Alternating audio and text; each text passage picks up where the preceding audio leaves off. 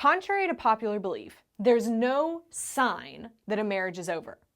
There are signs that your marriage is in trouble and that it should probably be looked into or fixed, but there's no sign that the marriage is over and absolutely can't be saved. Huh? How can I say this? But what if my husband has had an affair multiple times? What if my wife has left and she's not coming back? She won't even talk to me.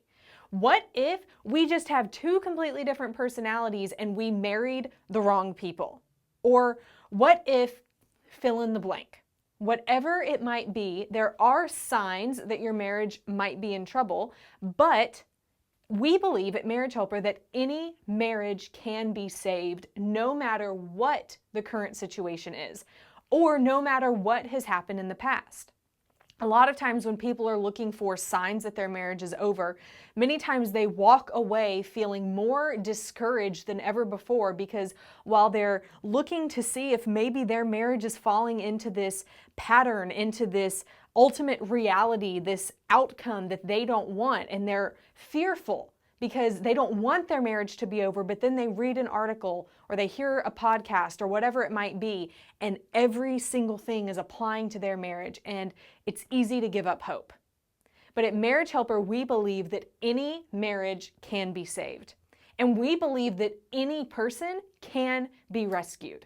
So for just a second, I want you to take whatever preconceived notions you have about your situation or about your marriage and how absolutely hopeless it might feel. And for just a couple of minutes, I want you to think like there's hope.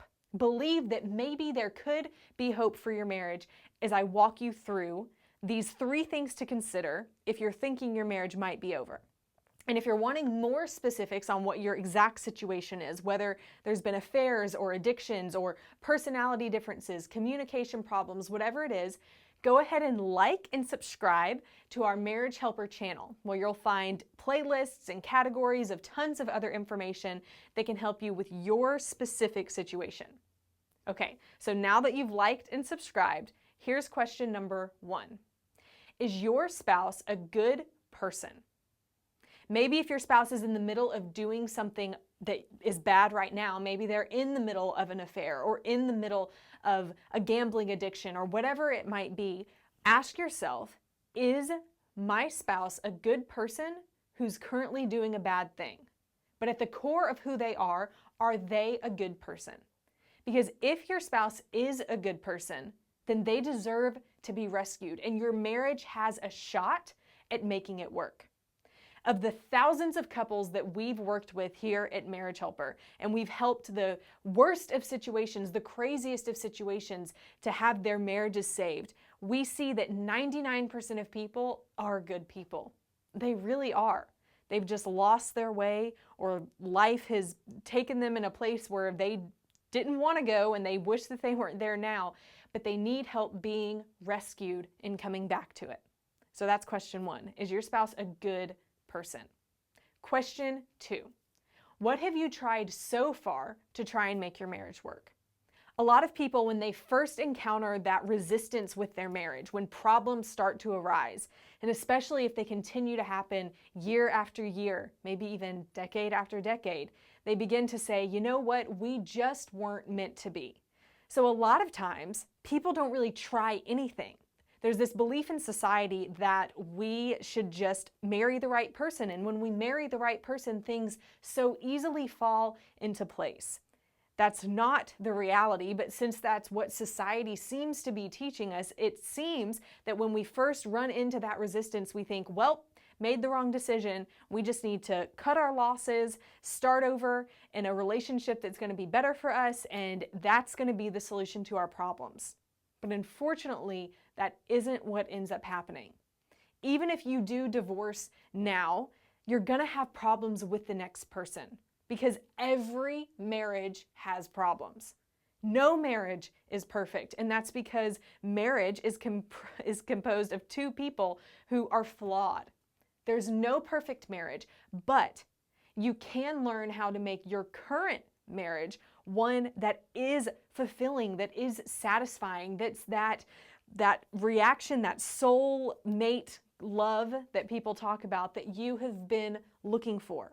So I want to encourage you to try something. And maybe you're thinking, well, we have tried stuff. We've been to counselors, therapists, weekend retreats, whatever it might be, and nothing has worked. Well, I want to encourage you that many people have gone to counselors or weekend retreats that really just hit surface level issues and never get down to the core issue of what's going on. So if you feel like maybe you haven't had a great experience with counselors or with retreats or whatever that might be, I want to encourage you to find a place, either a counselor or a workshop or something like that, that's going to get to the core of your issues and not just that surface level stuff that's easier to deal with. Really try. Make sure that you have tried everything that you can before you decide to give up on the marriage. And then finally, have you thought about how divorce will affect your future? Now, I'm not saying that you should stay married because you fear divorce. That's not the kind of marriage I want you to have, and I'm sure that's not the kind of marriage you want to have either. But I am asking, have you thought of all of the ways that divorce will affect you? The financial ramifications, the consequences it has on family and friends and even children, even the way it's going to affect you emotionally. Have you thought all those things through? We don't want you making any rash decisions out of your current feelings, and you're not thinking about how your current feelings and actions are going to affect you in 10 days or 10 weeks, 10 months, even 10 years.